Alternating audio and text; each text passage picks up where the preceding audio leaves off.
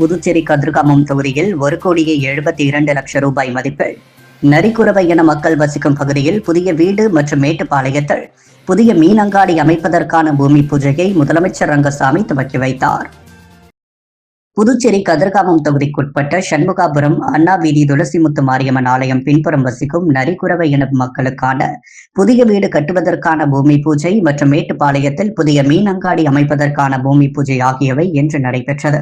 தொகுதியின் சட்டமன்ற உறுப்பினர் KSP ரமேஷ் முன்னிலையில் நடைபெற்ற பூமி பூஜை விழாவில் சிறப்பு விருந்தினராக முதலமைச்சர் ரங்கசாமி கலந்து கொண்டு பூஜை செய்து பணியினை துவக்கி வைத்தார்.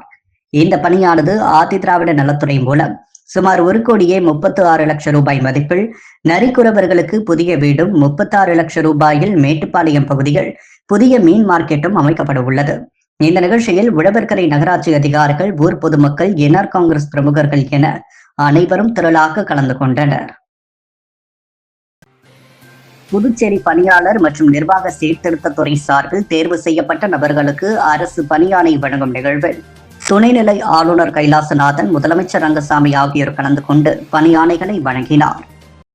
புதுச்சேரி பணியாளர் மற்றும் நிர்வாக சீர்திருத்தத்துறையின் கீழ் வரும் உதவியாளர் பதவிகளுக்கு நேரடி நியமனத்திற்காக 22/6/2025 அன்று நடைபெற்ற எழுத்துத் தேர்வில் தேர்ச்சி பெற்ற 234 உதவியாளர் மற்றும் வருவாய் மற்றும் பேரிடர் மேலாண்மை துறையின் கீழ் வரும் கிராம நிர்வாக அலுவலர் பதவிகளுக்கு நேரடி நியமனத்திற்காக 21/9/2025 அன்று நடைபெற்ற எழுத்துத் தேர்வில் தேர்ச்சி பெற்ற கிராம நிர்வாக அலுவலர் 29 பதவிகள் மற்றும் 12/10/2025 நடைபெற்ற எழுத்துத் தேர்வில் தேர்ச்சி பெற்ற கிராம உதவியாளர் 37 பதவிகள், பல்நோக்கு பணியாளர் 8 பேர் என அனைவருக்கும் பணியாணை வழங்கும் நிகழ்வு கம்பன் கலையரங்கில் நடைபெற்றது.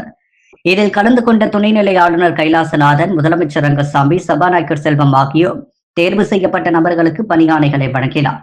இந்நிகழ்ச்சியில் முன்னாள் அமைச்சர் சாய்ஜி சரவணகுமார், சட்டமன்ற உறுப்பினர்கள் அனிபால் கண்ணடி, ரமேஷ், பாஸ்கரன், தட்சிணாமூர்த்தி, லட்சுமிகாந்தன், சிவசங்கரன், தலைமை செயலர் சரத் சவுகான், வளர்ச்சி ஆணையர் மற்றும் அரசு செயலர் கிருஷ்ணமோகன் உள்ளிட்ட அரசு துறை அதிகாரிகள், பொதுமக்கள் என அனைவரும் திரளாக கலந்து கொண்டனர்.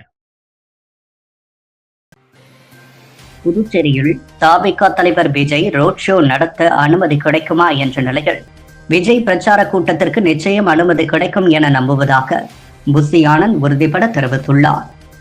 புதுவையில் வருகின்ற 5ஆம் தேதி தமிழக வெற்றி கழகம் சார்பில் அதன் தலைவர் நடிகர் விஜய் பங்கேற்கும் ரோட் ஷோவிற்கு அனுமதி கேட்டு புதுச்சேரி தமிழக வெற்றி கழக நிர்வாகிகள் கடந்த புதன்கிழமை புதுச்சேரி காவல்துறை தலைமையகத்தில் DGPயிடம் மனு அளித்தனர்.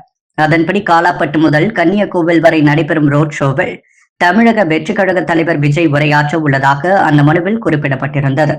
அதைத் தொடர்ந்து புதுச்சேரி முதலமைச்சர் ரங்கசாமியை அவரது அலுவலகத்தில் சந்தித்து தமிழக வெற்றி கழக நிர்வாகிகள் அனுமதி கோரி மனு அளித்தனர். மேலும் ரோட் ஷோ நடத்த 3 நாட்களே உள்ள நிலையில் இதுவரை புதுச்சேரி காவல்துறை அனுமதி அளிக்கவில்லை. இந்த நிலையில் தமிழக வெற்றி கழக பொதுச் செயலாளர் ஆனந்த் இன்று 2வது முறையாக DGPயை சந்தித்து மனு அளிக்க வந்திருந்தார். DGPயை சந்தித்துவிட்டு வெளியே வந்த புசி ஆனந்திடம் செய்தியாளர்கள் பல்வேறு கேள்விகளை எழுப்பினர். ஆனால் எந்த கேள்விக்கும் பதில் அளிக்காமல் விரைவில் அனுமதி கிடைக்கும் என்று நம்பிக்கை உள்ளதாக தெரிவித்துவிட்டு புறப்பட்டு சென்றனர்.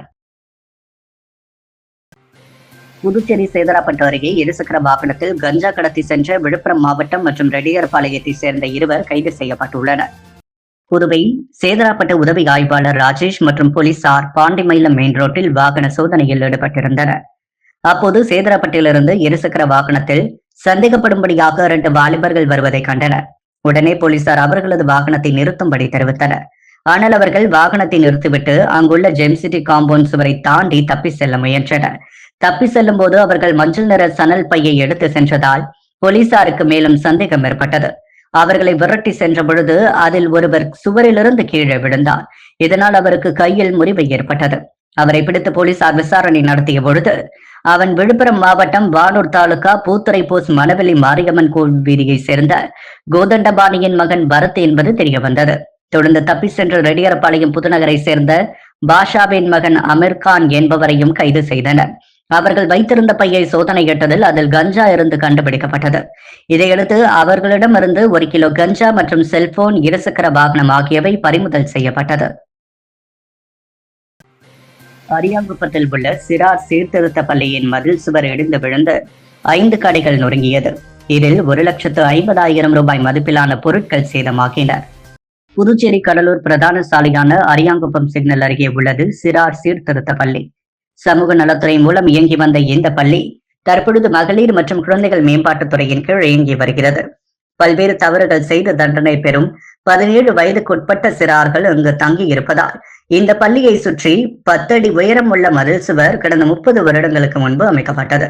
பழமையான இந்த மதில் சுவரை ஜூஸ் கடை, கறிக்கடை, இரவு ஹோட்டல் உள்ளிட்ட 5 தள்ளு வண்டிகளில் வியாபாரம் செய்து வந்தனர். இந்நிலையில் தற்பொழுது டிட்வா புயல் மற்றும் தொடர் மழை பெய்து வந்த நிலையில் நள்ளிரவு 2 மணி அளவில் மதில் சுவர் பிடிமானம் செயலிழந்து சுமார் 60 அடி தூரம் அடியோடு சாய்ந்தது. இதில் மதில் சுவர் அருகில் இருந்த 5 கடைகள் நொறுங்கி சுமார் 1,50,000 ரூபாய் மதிப்பிலான பொருட்கள் முற்றிலும் சேதமானது. இவர் தகவல் அறிந்த சம்பவ இடத்திற்கு வந்த அரியாங்குப்பம் வட்டார காங்கிரஸ் தலைவர் ஐயப்பன் மற்றும் தொகுதி சட்டமன்ற உறுப்பினரின் ஆதரவாளர்கள் கொம்யூன் பஞ்சாயத்து ஜேசிபி இயந்திரம் மூலம் அகற்றினர். இதுகுறித்து துறை இயக்குநரும் செயலாளருமான முத்து மீனாவிற்கு தகவல் தெரிவிக்கப்பட்டுள்ளது. அரசு மதில் சுவர் இடிந்து விழுந்து 5 கடைகள் சேதமாகியுள்ள நிலையில் இழப்பீடு வழங்கி வாழ்வாதாரத்திற்கு உதவுமாறு அரசுக்கு கோரிக்கை வைத்துள்ளனர். மேலும் பொதுமக்களின் நடமாட்டம் இல்லாத இரவு நேரத்தில் இடிந்து விழுந்ததால் உயிர் சேதம் தவிர்க்கப்பட்டது. புதுச்சேரி லாஸ்பேட்டை தொகுதியில் புயலால் பாதிக்கப்பட்ட மக்களுக்கு முன்னாள் சபாநாயகர் வி பி சிவக்கொழுந்து உணவு மற்றும் நலத்திட்ட உதவிகளை வழங்கினார்.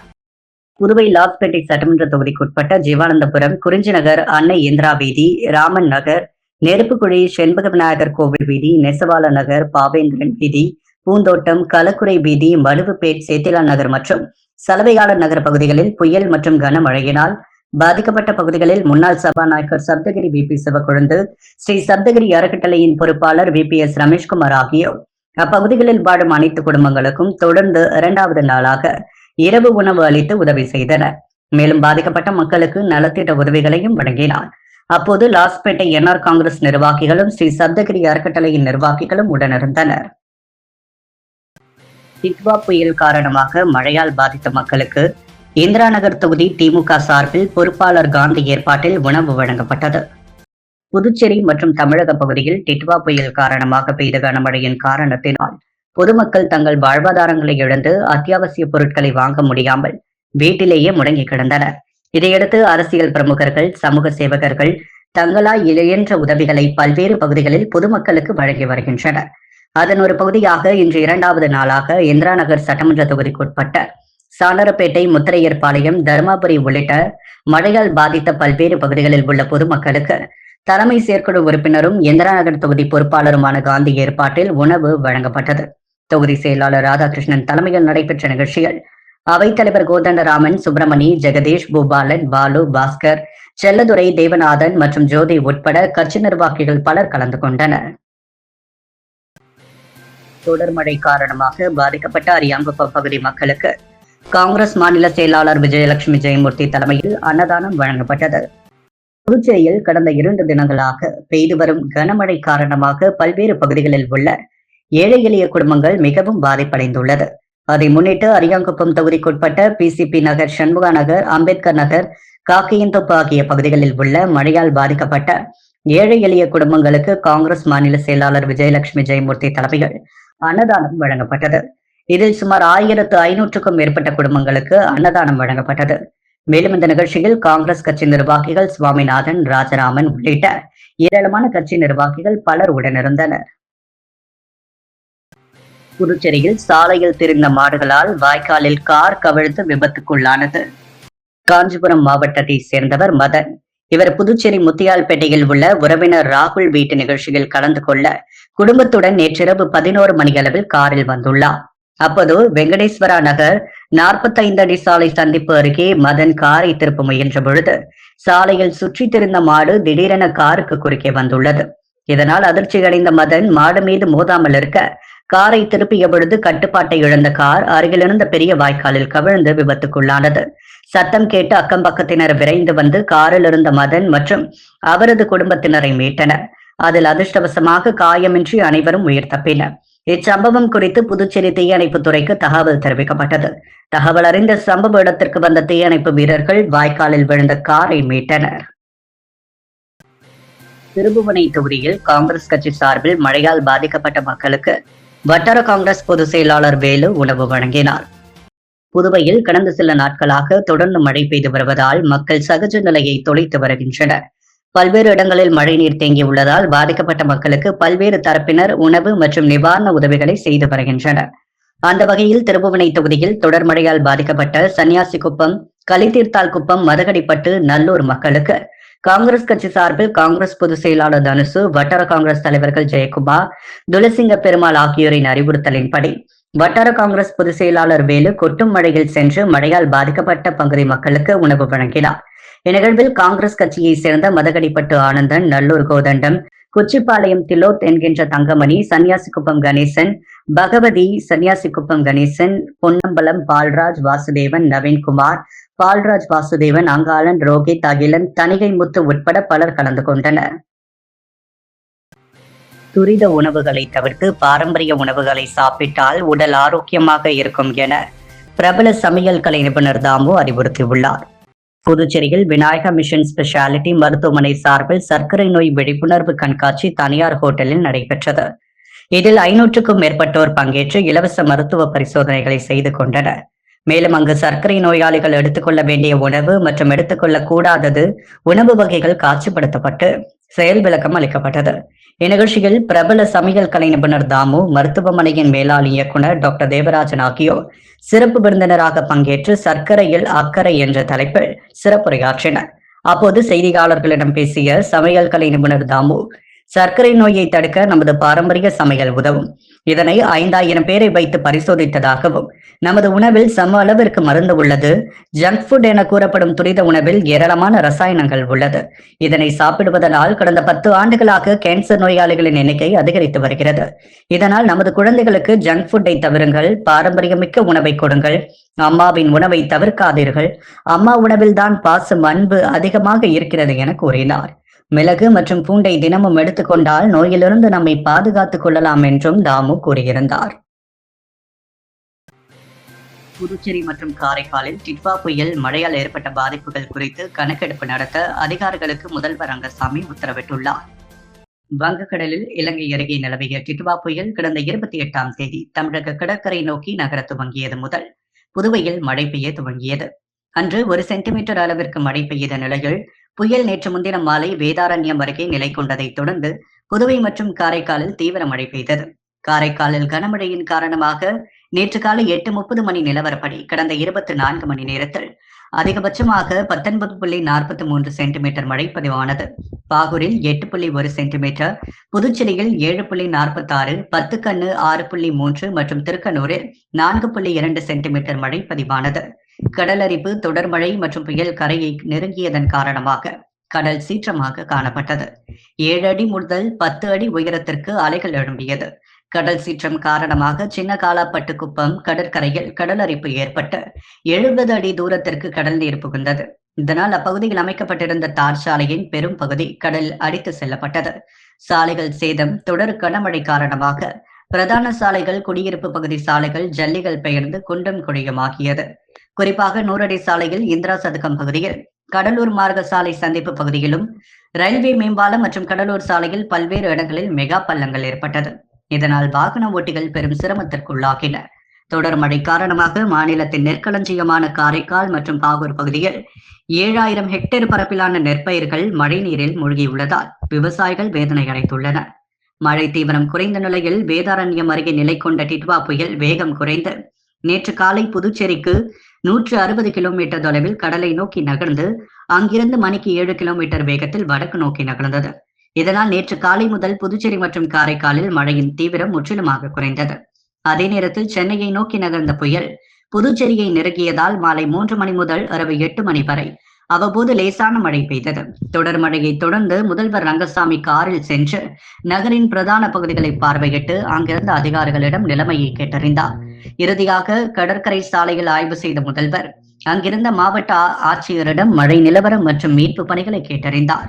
இதுகுறித்து அவர் கூறுகையில், மழையால் ஏற்பட்டுள்ள அனைத்து வகை பாதிப்புகளையும் கணக்கெடுக்க அதிகாரிகளுக்கு உத்தரவிடப்பட்டுள்ளது. கணக்கெடுப்பு விவரம் வந்த பின் நிவாரணம் வழங்குவது குறித்து முடிவெடுக்கப்படும் என்றார். புதுவையில் அரசு அனுமதி பெறாமல் 4 ஆண்டு காலம் போலி மருந்து தயாரிக்கும் தொழிற்சாலை இயங்கி வந்ததில் மிகப்பெரிய அரசியல் கூட்டு சதி உள்ளது. இதற்கு தார்மீக பொறுப்பேற்று முதலமைச்சர் ரங்கசாமி பதவி விலக வேண்டும் என முன்னாள் முதலமைச்சர் நாராயணசாமி கேட்டுக் கொண்டுள்ளார். இது தொடர்பாக அவரது இல்லத்தில் செய்தியாளர்களை சந்தித்த அவர் 2002 நடைபெற்ற சிறப்பு தீவிர வாக்காளர் பட்டியல் திருத்த பணி 2 ஆண்டுகள் நடைபெற்றது. ஆனால் ஒரே மாதத்தில் முடிக்க வேண்டும் என்பதற்காக ஊழியர்களுக்கு தேர்தல் ஆணையம் உத்தரவிட்டதன் அடிப்படையில் அந்த பணியில் ஈடுபட்டு இருக்கின்ற அரசு பணியாளர்கள் உயிரிழந்திருக்கின்றனர். அதன்படி மேற்கு வங்காளத்தில் 23 பேர், தமிழகத்தில் 3 பேர் உயிரிழந்திருக்கிறார்கள். இப்படி பல மாநிலங்களில் உயிரிழப்பு ஏற்பட்டு உள்ளது. இதற்கு மத்திய தேர்தல் ஆணையம் பதில் சொல்லியாக வேண்டும் என்றார். அவசரமாக வாக்காளர் பட்டியல் திருத்தத்தை தேர்தல் ஆணையம் மேற்கொள்வது சந்தேகத்திற்கான இடத்தை உருவாக்குகிறது. இதனால்தான் உச்சநீதிமன்றத்தில் இந்திய கூட்டணி கட்சிகள் சார்பில் வழக்கு தொடுக்கப்பட்டுள்ளது என்று தெரிவித்துள்ளார். டிட்வா புயல் காரணமாக பெய்த மழையில் காரைக்காலில் சுமார் 3000 ஹெக்டேர் விளைநிலங்கள் பாதிக்கப்பட்டுள்ளது. புதுவையில் 100க்கும் மேற்பட்ட விவசாய நிலங்கள், பயிரிடப்பட்ட பயிர்கள் சேதமடைந்துள்ளது. மேலும் சேதமடைந்துள்ள குடிசை வீடுகளுக்கு 65,000 ரூபாய் வழங்க வேண்டும். தொழிலாளர்கள் வேலைக்கு செல்லவில்லை, கூலி தொழிலாளர்களுக்கு வேலை இல்லை, விவசாயம் பாதிக்கப்பட்டுள்ளது. ஆகவே ஒவ்வொரு குடும்ப அட்டைகளும் 10,000 ரூபாய் நிவாரணம் வழங்க வேண்டும் என்று நாராயணசாமி கேட்டுக்கொண்டார். புதுவையில் அரசு அனுமதி பெறாமல் போலி மருந்து தயாரிக்கும் தொழிற்சாலை 4 ஆண்டுகளாக செயல்படுகிறது. அதில் மிகப்பெரிய அளவில் அரசியல் பின்னணி உள்ளது. அரசியல்வாதிகள் உடைய ஆதரவு இல்லாமல் அது போன்ற தொழிற்சாலைகள் செயல்பட முடியாது என்று உறுதிபட தெரிவித்த நாராயணசாமி, ஜிஎஸ்டி அதிகாரிகள் மற்றும் மாசு கட்டுப்பாட்டு அதிகாரிகள் என என்ன செய்து கொண்டிருக்கின்றனர்? மருந்து தயாரிக்க மூலப்பொருட்கள் எங்கிருந்து வந்தது என அடுக்கடுக்கான கேள்வி எழுப்பினார். போலி மருந்து தொழிற்சாலை உரிமையாளர் புதுச்சேரி அரசின் முக்கிய பொறுப்பில் இருக்கும் சபையினை சபாநாயகருக்கு நெருக்கமானவர் என்று குறிப்பிட்ட நாராயணசாமி, நடவடிக்கை எடுக்க வேண்டிய அதிகாரிகளை ஆட்சியாளர்கள் மிரட்டி கூட்டு சதி செய்திருப்பதாக தெரிவித்துள்ளார். மேலும் இதனை சிபிஐ விசாரிக்க வேண்டும் என்று கேட்டுக்கொண்ட நாராயணசாமி, இந்த தொழிற்சாலையில் 2000 கோடி ரூபாய்க்கு மருந்துகள் தயார் செய்யப்பட்டு வெளி மார்க்கெட்டில் விற்பனை செய்யப்பட்டுள்ளது என்று பகிரங்கமாக குற்றம் சாட்டிய அவர், மாநில மருந்து கட்டுப்பாட்டு வாரியத்தின் மீது வழக்கு பதிவு செய்ய வேண்டும் என கேட்டுக்கொண்டார். புதுச்சேரி டேக்வாண்டோ விளையாட்டு சங்கம் சார்பில் கலர் பெல்ட் தேர்வில் வெற்றி பெற்ற மாணவ மாணவிகளுக்கு சான்றிதழ் வழங்கி பாராட்டப்பட்டது. புதுச்சேரி டேக்வாண்டோ விளையாட்டு சங்கம் சார்பில் கலர் பெல்ட் தேர்வு நடைபெற்றது. இதில் கிரைஸ்ட் இன்டர்நேஷனல் பள்ளியை சேர்ந்த மாணவ மாணவிகள் கலந்து கொண்டனர். இத்தேர்வில் வெற்றி பெற்ற மாணவ மாணவிகளுக்கு பாராட்டு விழா அப்பள்ளி வளாகத்தில் நடைபெற்றது. சிறப்பு விருந்தினராக அர்ஜுனா ஹாக்கி அகாடமியின் நிறுவனர் ராமச்சந்திரன் கலந்து கொண்டு மாணவ மாணவிகளுக்கு சான்றிதழ் மற்றும் பெல்ட் வழங்கினார். சேம்பால் எஜுகேஷனல் டிரஸ்டின் டைரக்டர் குமாரவேல் முன்னிலை வகித்தார். கிரைஸ்ட் இன்டர்நேஷனல் பள்ளியின் தலைமை ஆசிரியர் உமா மகேஸ்வரி தலைமை தாங்க அதைத் தொடர்ந்து வெற்றி பெற்ற மாணவ மாணவிகளுக்கு பாராட்டுகளை தெரிவித்தார். புதுச்சேரி டேக்வாண்டோ விளையாட்டு சங்கத்தின் செயலாளர் மாஸ்டர் மஞ்சுநாதன் வீர வீராங்கனைகளுக்கு பயிற்சி அளித்திருந்தார். பள்ளியின் துணை தலைமை ஆசிரியர் இந்நிகழ்ச்சியை ஏற்பாடு செய்திருந்தார். இப்பள்ளியின் ஆசிரியர்கள் உடனிருந்தனர். புதுவையை தாக்கிய டிட்வா புயல் மற்றும் கனமழையின் காரணமாக உழவர்கரை தொகுதி மக்களுக்கு உணவு அமமுக மேற்கு மாநில செயலாளர் முனைவர் லாவண்யா வழங்கினார்.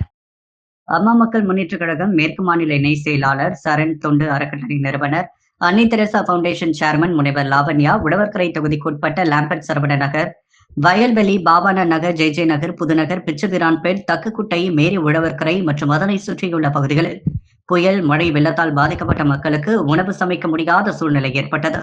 இந்த அவசர நிலையை கருத்தில் கொண்டு அம்மா மக்கள் முன்னேற்ற கழகத்தின் மாநில இணை செயலாளர் முனைவர் லாவண்யா உடனடியாக நிவாரண பணியில் கொட்டும் மழையிலும் களத்தில் இறங்கினார். பாதிக்கப்பட்ட பகுதிகளில் வசிக்கும் மக்களின் பசியை போக்கும் வகையில் தனது கட்சியினர் மற்றும் அறக்கட்டளை நிர்வாகிகளுடன் இணைந்து சுட சுட பிரியாணி சமைத்து வழங்கினார். உழவர்கரை தொகுதியின் பல்வேறு பகுதிகளுக்கும் நேரடியாக சென்று பாதிக்கப்பட்ட மக்களுக்கு உணவு வழங்கினார். குறிப்பாக பாபானா நகர், லாம்பட் சரவண நகர், ஜெய்ஜே நகர், வயல்வெளி பகுதி, பிச்சபிரான்பேட் பகுதி மற்றும் சுதா நகர் போன்ற பகுதிகளில் வசிக்கும் சுமார் 3000 நபர்களுக்கு சூடான பிரியாணி வழங்கியுள்ளார். பேரிடர் காலங்களில் மக்களின் துயர் துடைக்க முனைவர் லாவண்யா மேற்கொண்ட இந்த முயற்சி பாராட்டுக்குரியது. மழையையும் பொருட்படுத்தாமல் ஒரே நாளில் 3000 பேருக்கு உணவு வழங்கிய அவரது சமூக சேவை மக்கள் மத்தியில் பெரும் வரவேற்பை பெற்றுள்ளது. மேலும் அவரது இந்த செயல் மற்ற அரசியல் தலைவர்களுக்கும் சமூக ஆர்வலர்களுக்கும் ஒரு முன்மாதிரியாக அமைந்துள்ளது. அவரது இந்த செயலை அனைவரும் பாராட்டி வருகின்றனர். மேலும் இது போன்ற உதவிகள் தொடர வேண்டும் என்பதே மக்களின் விருப்பம். முனைவர் லாவண்யா இந்த நிவாரண பணியானது அம்மா மக்கள் முன்னேற்ற கழகத்தின் சமூக பணிகளில் ஒரு முக்கிய மைல்கல்லாக கருதப்படுகிறது. மேலும் இது கட்சியின் தொண்டர்கள் மற்றும் ஆதரவாளர்கள் மத்தியில் ஒரு உத்வேகத்தை ஏற்படுத்தியுள்ளது. அவரது இந்த செயலை அனைவரும் பாராட்டுவதுடன் இது போன்ற உதவிகள் தொடர வேண்டும் என்று விரும்புகின்றனர். இந்நிகழ்ச்சியில் அம்மா பேரவை செயலாளர் அம்மா பிரகாஷ், பிச்சபிரான்பேட், முருகன், ஐயப்பன், செல்வமணி, வேலு, ஆரோக்கியதாஸ், அன்பழகன், பிரசாத், ராஜி, தீபா மற்றும் திரளானோர் கொட்டும் மழையிலும் பொருட்படுத்தாது பொதுமக்களுக்கு பிரியாணி வழங்கினர். அரியாங்குப்பம் பிசிபி நகர் பகுதியில் மழையால் சேதமடைந்த குடிசை வீடுகளுக்கு திமுக தலைமை பொதுக்குழு உறுப்பினர் சக்திவேல் தார்பாயினை வழங்கினார். அரியாங்குப்பம் தொகுதி பிசிபி நகரில் மழையில் சேதமடைந்த குடிசை வீடுகளுக்கு ஒழுகாமல் இருக்க திமுக தலைமை பொதுக்குழு உறுப்பினர் சக்திவேல் தார்பாய்கள் வழங்கினார்.